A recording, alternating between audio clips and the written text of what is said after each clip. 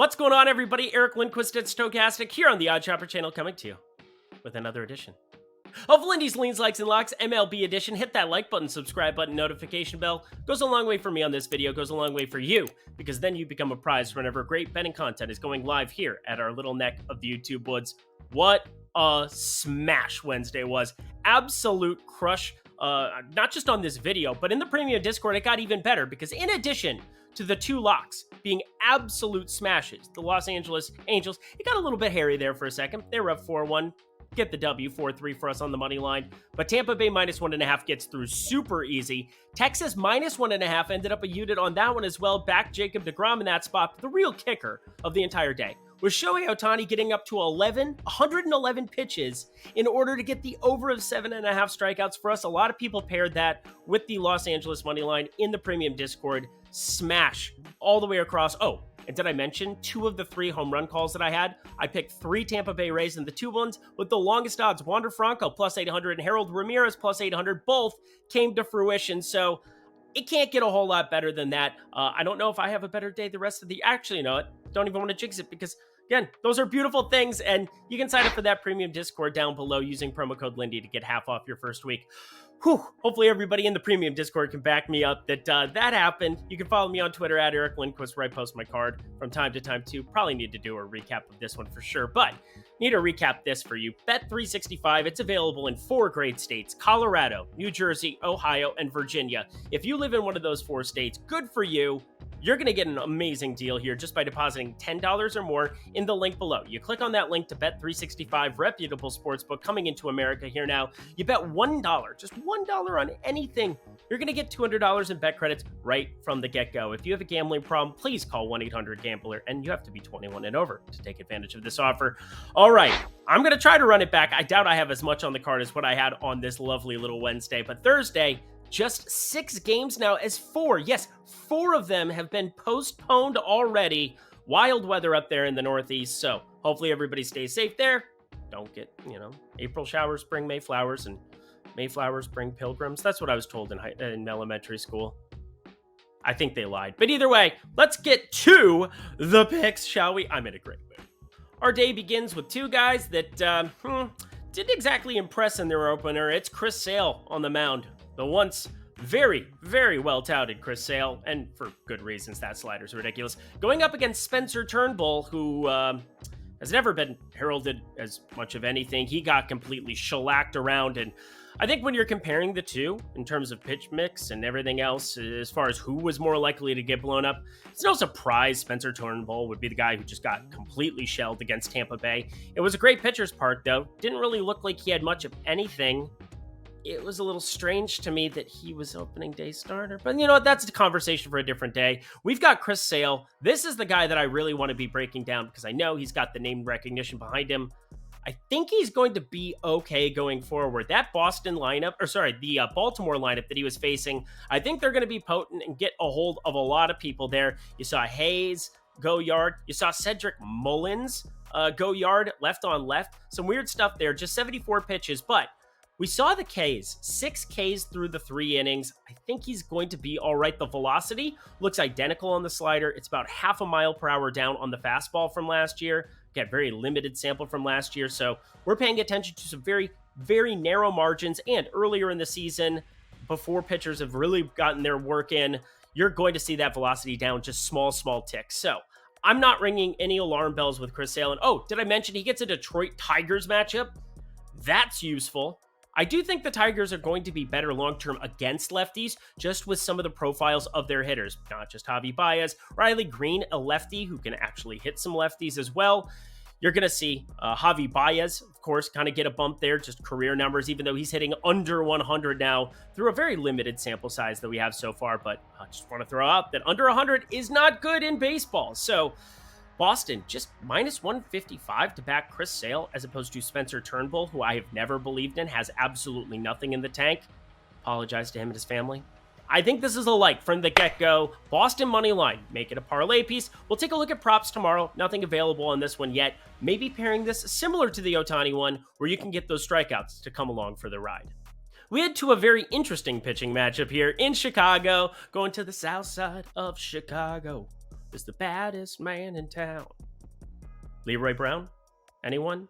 Let's talk pitching, shall we? Alex Wood on the mound, lefty. Pretty decent with the Dodgers, pretty decent with San Francisco for the most part. I've never been overly impressed with any of his pitch mix. No plus pitches that really make sense. He hasn't appeared yet this season, so we're waiting for that debut. Looks like in spring ball, decent enough stuff. 3.72 ERA, 0.72 whip, just 9 2/3 innings. I don't think he's going to be super long for this game. Just kind of be prepared. I don't know. San Francisco seems like they'll go to the pen a little bit earlier than most in these spots.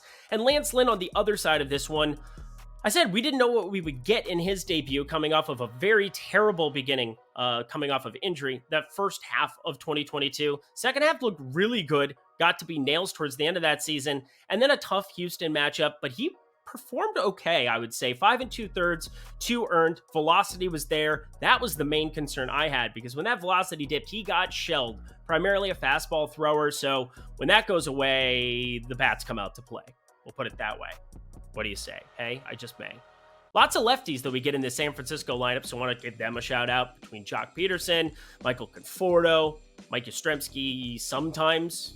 It's kind of a different one to get a hold on, difficult one to get a hold on. But for the most part, Lance Lynn has given up some righty power at times too, so I'm not disregarding everybody in that lineup. But when I compare it to Alex Wood going up against Chicago, I do think Chicago is strictly going to be lefty killers. Like strictly. When you look at number of the pieces that they have, Yohan Moncada from the right side, Luis Robert right side, Eloy Jimenez right side, Yohan Moncada switch hitter but better on the right side, Tim Anderson, of course, who did get ejected. I think he's going to be fine. It's a one and done kind of experience for him there.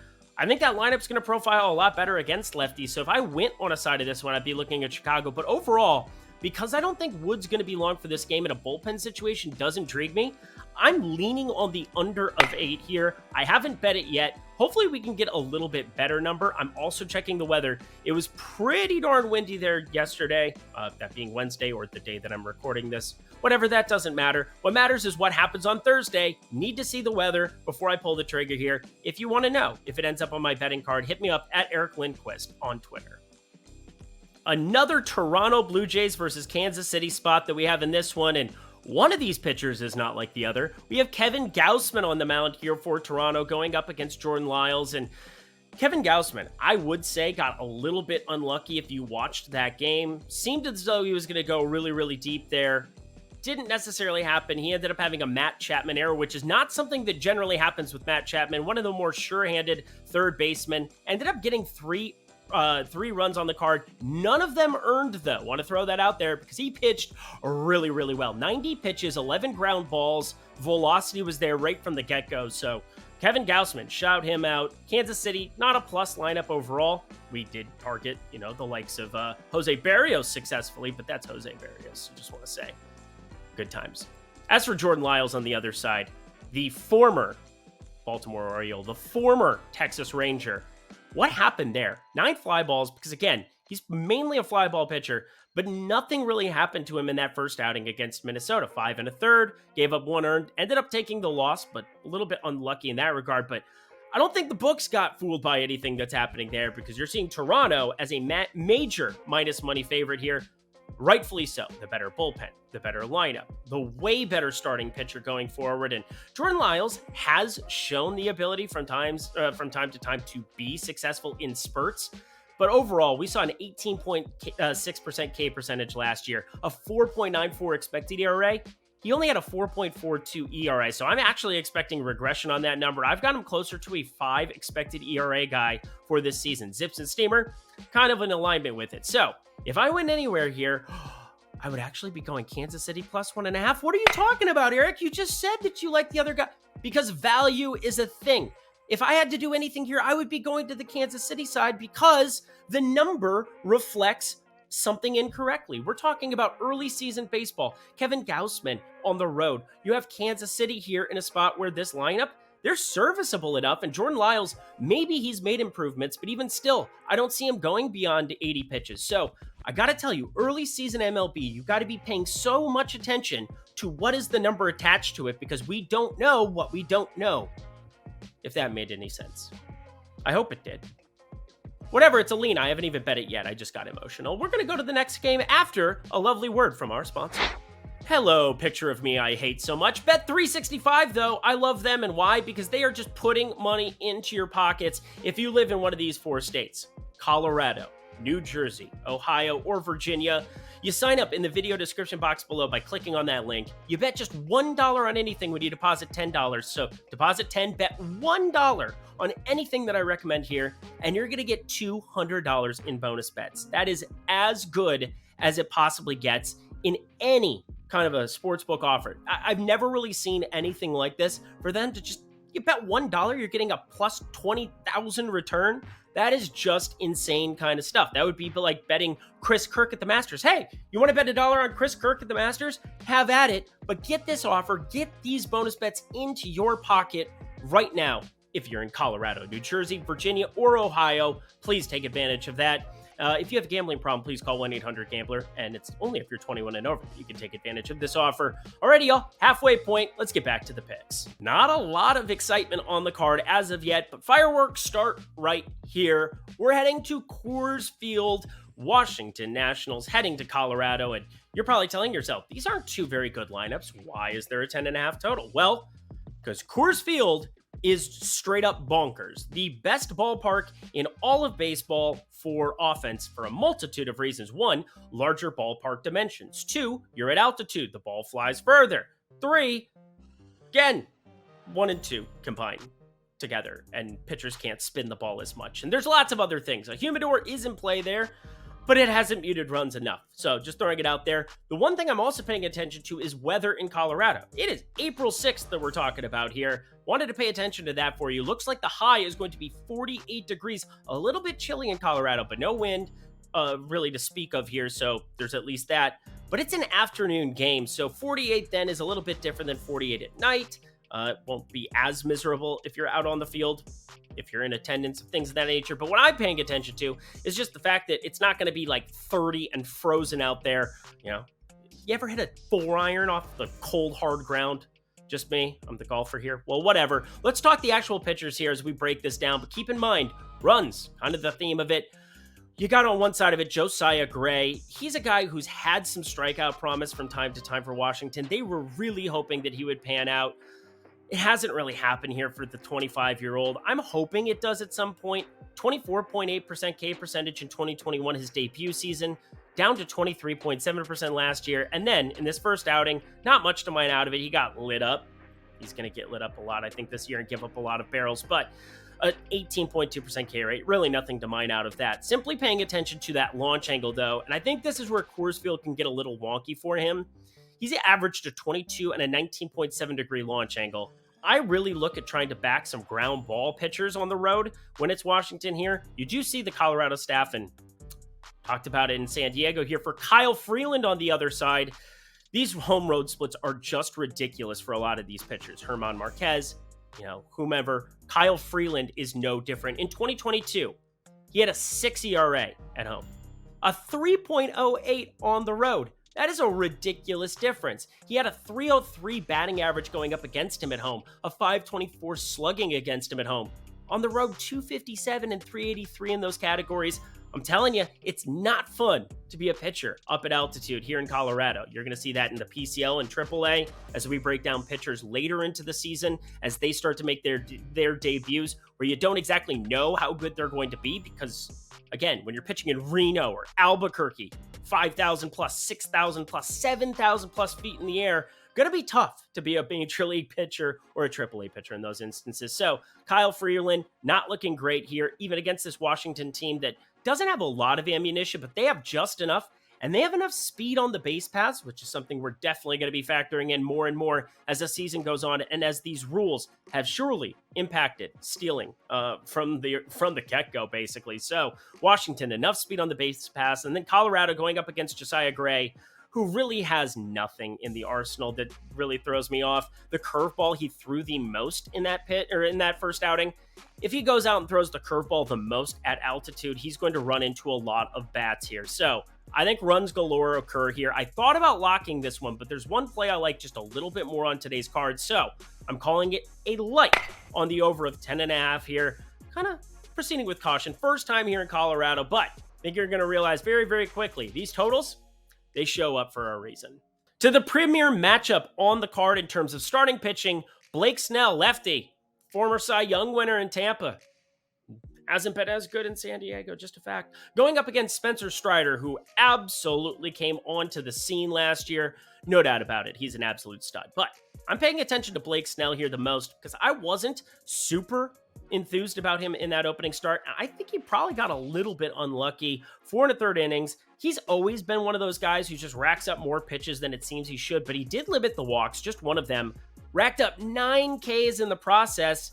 Had a couple of interesting things where it's just like, he was 1 or 2 pitches away from just being able to get out of that outing unscathed. So maybe got a little bit lucky back in Colorado against him in that first start.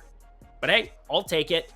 Spencer Strider, though, on the other side, I think you saw what he's got. 9 Ks right from the get-go for him, too, with no earned runs going up against Washington. And this San Diego lineup, a lot more potent than Washington. You get guys like Carpenter from the left side.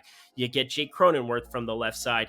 You get Manny Machado, period, even though he's righty. And Xander Bogaerts really coming onto the scene early, batting over 400 with 3 homers and a 458 OPS already in this young season. He's going to have to carry the load until Fernando Tatis gets back from his suspension. I think he had 20 more games from the get-go. He's getting close to returning here.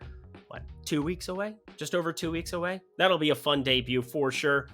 Also going to be playing outfield all the time because Xander's at short. Whatever, that's a conversation for a different day. The conversation I want to have here is one about Austin Riley. And I've been throwing out a couple of prospective home run plays, and for whatever reason, they keep homering. So if it ain't broke, don't fix it. I've hated the home run board for the most part. There's been some more value. We ended up going after Patrick Corbin with 3 separate Tampa Bay Rays. Got 2 of the 3 across the board, and that is massive value when you're talking plus 800. But Austin Riley, he's going to have a lot shorter odds than this. I expect this number to be right around plus 350 at best. Again, I'm looking for something in that range. If it's inside of plus 300, even against Blake Snell, probably going to be getting away, but his lefty splits are just so pronounced. Absolute lefty masher from last season. I expect Austin Riley to be a massive part of this Braves offense this season. Third base has kind of been a down position in general if you're playing year-long leagues. Also a conversation for a different show, different program, but Austin Riley, I'm going to lean on him to be the guy to hit a home run for you. Maybe you want to put him in a parlay with Spencer Strider strikeouts, which I'm sure are going to be inflated, and I probably wouldn't want to do that. But maybe you want to back it with the Atlanta money line as a little bit of a duo where Austin Riley goes yard, positive correlation. There you go, slightly positive. Just saying, Austin Riley is my pick to homer for the entire day. Wanted to give you that one before we head to the lock. Let's get to it now. And the last game of the night, we are going to Arizona to Chase Field. Hey, I'm going to be there tomorrow night. So that kind of makes it fun, doesn't it?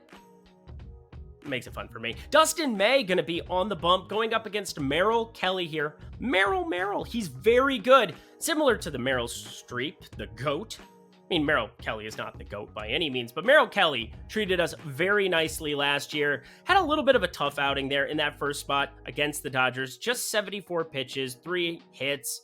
Ran into some walk situations that aren't really the norm for him. 4 walks, inflated to a 1.9 whip. Again, those are stupid things to look at through one start because it's going to even out over a longer sample size. Going back to last year, he was just nails for us and can be the guy from time to time to spike a K rate, but it's never going to overwhelm you. He's not like one of those traditional aces with some 30% type K rate. Last season, looking right around that 22% range. He's 34 years old now. I don't expect him to find something amazing there from any kind of a standpoint there, but I expect him to be effective. And turning this over to a bullpen arm here when we're talking like 80 pitches tops, 85 pitches tops, and you're going to Arizona's bullpen, I think it's going to be serviceable. The other spot in the league with a humidor. Chase Field, Arizona, used to have some runs once upon a time, and even with this 8.5 total, I would be leaning on the under of this, but I have a play that I like more because I want to be targeting a little bit of Dustin May here. I didn't know what to think about him because I truly do believe he has some of the filthiest stuff you have ever seen. But he also is going to be one of those guys that I think you're going to be able to run against. He did induce 11 ground balls in that debut, went 7 innings, 84 pitches, as good of a start as you could possibly ask for. But now that's baked into the numbers. And when you start seeing minus 122 plus 1.5 here for Arizona in their home opener, I think I just got to take it, right? Yeah, I think I'm going to take it. You know why? Because this should be closer to minus 145. I respect Merrill Kelly just enough that this is getting a little crazy. So there's only 6 games on the slate. This isn't some like jam 2 units type lock, but I think a unit, a little bit more than a unit. That's what I'm looking at for my lock play for you here. Merrill Kelly holds down the fort, plus 1.5. I think that's just too good a value to get close to standard juice this early in the season with a team that can definitely run it. You've seen Corbin Carroll run. He's going to steal a ton of bags. Throwing it out there. Anyone? Year-long Corbin Carroll? Have you seen him? Did you see that 3 stolen base game against the Dodgers? Yeah, calling a steal for Corbin Carroll too. We'll throw that in there with Arizona plus 1.5. And that does it for another edition of Lindy's Leans, Likes, and Locks MLB. Hit that like button, subscribe button, notification bell on the way out. Check out Bet365 if you're in one of those 4 glorious states, Colorado, New Jersey, Ohio, Virginia. Bet $1, get $200 in bet credits. If you have a gambling problem, please call 1-800-GAMBLER. But Wednesday was incredible. It was as much fun as it could possibly be this early in the season. We're not even 1 week into the MLB season, and to be able to get a win like that felt great. If you enjoyed that, just let me know on Twitter at Eric Lindquist. Hit me up there or in the comment section below. Hopefully you made some money on those locks yesterday. I'm trying to run it back on Thursday for sure. We're going to have a much larger slate with a lot more plays on Friday. Looking forward to that. Until then, I'm Eric Lindquist. Best of luck in the MLB streets on Thursday.